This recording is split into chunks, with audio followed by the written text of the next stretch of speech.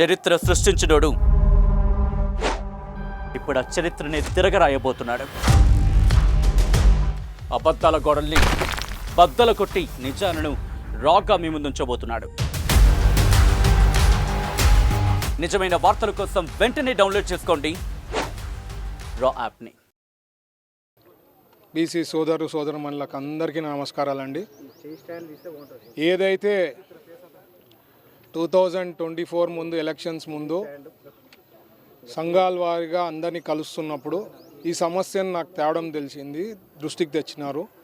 2019 ముందు ఏదైతే ప్రారంభించామో తెలుగుదేశం పార్టీ హయాంలో 14 నుంచి 19లో 19 నుంచి 24లో టోటల్గా కోల్డ్ స్టోరేజ్లో వెళ్ళిపోయింది. ఇప్పుడే చాలామంది మిత్రులు చెప్పారు, అసలు గుంతలు, ఇక్కడ చెట్లు, పిచ్చి చెట్లు, పాములు ప్రాబ్లం చాలా ఉండింది. ఈవెన్ ఇక్కడ నేను క్యాంపెయిన్కి వచ్చినప్పుడు కూడా అప్పుడు చెప్పారు, సార్ ఇది హాల్ట్ అయిపోయింది, మనం ఖచ్చితంగా వచ్చిన తర్వాత మనం ఇది కంప్లీట్ చేయాలా అని చెప్పి రిక్వెస్ట్ చేసిండ్రి. సోదరుమణులు చాలాసార్లు కలిసినప్పుడు కూడా సార్ ఇది సార్ట్అవుట్ చేయాలా, మా కులాలు చాలా మంది ఉన్నారు బీసీలలో, అందరు కూడా హ్యాపీ అయ్యే విషయం సార్ ఇది కానీ కంప్లీట్ చేస్తానంటే, నేను అకేషన్ ఉన్నప్పుడు ₹1 కోటి అనౌన్స్ చేయడం జరిగింది.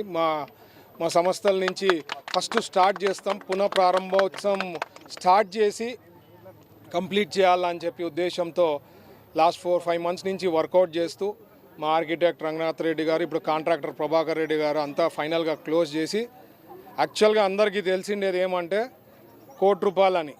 బట్ యాక్చువల్గా ఏమంటే నా మిత్రులతో వాళ్ళతో మాట్లాడి దగ్గర ₹2 కోట్లు నేను పోగు చేయగలిగినది. ఇది చాలా మందికి తెలియదు. ఇది పక్కన కాపు భవన్కి ₹1.5 కోటి వరకు చేయగలిగిన.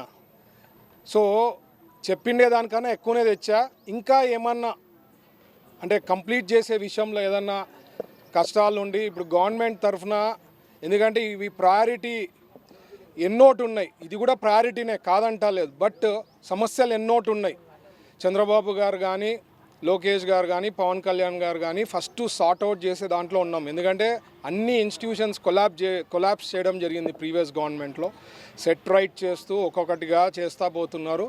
బట్ మా గ్రూప్ నుంచి ప్రోత్సాహం ఇచ్చిన తర్వాత కొంతమంది మిత్రులతో మాట్లాడి ఇది సార్ట్అవుట్ చేసినాం. మా ఆర్కిటెక్ట్ ప్రకారం మెజారిటీ వర్క్స్ అయిపోతుందన్నారు. ఇంకేమన్నా ఉన్నా ఫ్యూచర్లో నాకు తెలిసి అప్పుడు గవర్నమెంట్ స్టెబిలైజ్ అయింటుంది కాబట్టి చిన్నవి ఏమన్నా ఉన్నా అప్పుడు గవర్నమెంట్ నుంచి సపోర్ట్ తీసుకొని కంప్లీట్ చేస్తాం. ఐఎమ్ సో హ్యాపీ అండి ఈరోజు స్టార్ట్ చేస్తున్న దానికి.